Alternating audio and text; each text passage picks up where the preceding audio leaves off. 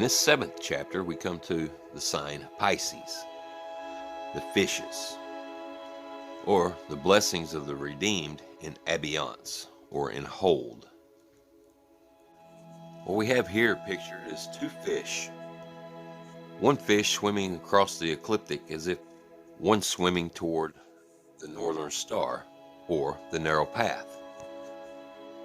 In the Dendera zodiac, it is named Piscot Orion, which means the fishes of him that cometh. So it's easy to see that the fish is not talking about a single person, but group of people. Or better said, two fish, two different groups of people. The Hebrew name is Dagom, the fishes. This is where we get perversion of the constellation brought to us today as Dagon, the fish god, that we still see the Holy Roman Empire using today. As in 1 Chronicles 1 and 10, and they put his armor in the house of their gods, and fastened his head in the temple of Dagon. The two fishes represent two multitudes of people, great multitudes of people belonging to the Messiah himself. But here in Dagon we can see that it is a washed up fish god of the earth that has taken the sign of Pisces, taken away from the Messiah, his treasures, the people, and turning them into full corruption. The two fish are bound together by its deacon constellation, the band. A lot of action has took place in the heavenly scroll in the Shamain this past year, showing as we have seen Michael the archangel, or Mars, seemingly cutting through back and forth across the band, loosening the two fish, the one heading to follow the Messiah, the way, the narrow path, as the other fish swims across the ecliptic as though to go in, watching and following and doing as the world. But collectively, these two fish, these two multitudes, belong to one Messiah. We have two names of stars coming down to us, one in the Hebrew, Akda, meaning the united, and Al-Samaka in Aramaic or Arabic, meaning the upheld. We are also living in the age of Pisces, and it's easy to see in these end days how the story of Pisces comes to life right in our very face. The band that holds them together so boundingly through all the ages of time are seemingly to come apart in these end times.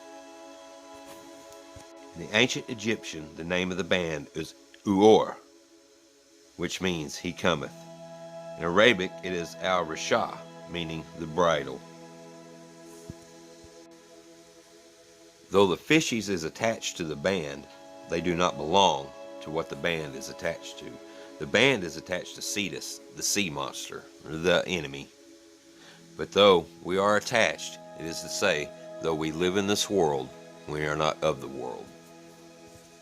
Next deacon of Pisces attests to this story. Andromeda, a chained woman, the redeemed in their bondage and affliction, as we are here on this earth in this lifetime.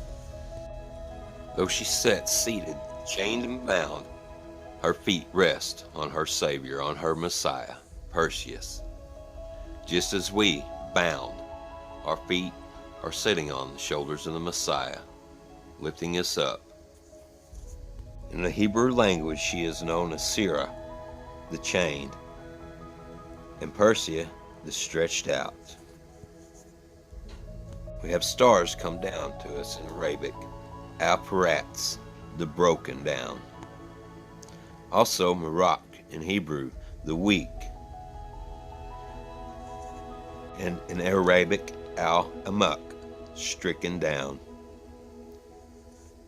As there seems to be no hope for, there is still hope, as Bullinger wrote about Isaiah 51. Hear now this, thou afflicted, awake, awake, put on thy strength, O Zion, put on thy beautiful garments, O Jerusalem. Shake thyself from the dust, arise and sit down, O Jerusalem. Loose thyself from the bends of thy neck, O captive daughters, for thus saith Ayah, ye have sold yourself for naught, and ye shall be redeemed without money. The next deacon we have is Cepheus, the wonderful King, their Redeemer coming to rule. Not only does this tell a story, but perhaps this is a story that will be told of the next age. The foot of the King sets right by the polar star. During this next polar shift, perhaps he will be the next polar star holder through the golden age, the age where the King rules. Hints to attest to this in his name. In the Dendrite zodiac, he is Pe-Kuhar, which means this one cometh to rule.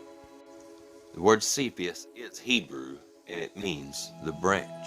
The branch coming to rule makes perfect sense. He contains stars called Aldebaran, which means coming quickly, Al-Furq, which means the Redeemer, Al-Rayai, which means who bruises or breaks. It's very easy to see here in Cepheus we have the King of Kings, the King of all, sitting at the right-hand throne, waiting to take possession of the new age, the golden age, and to free Andromeda, the chained woman, from being bound,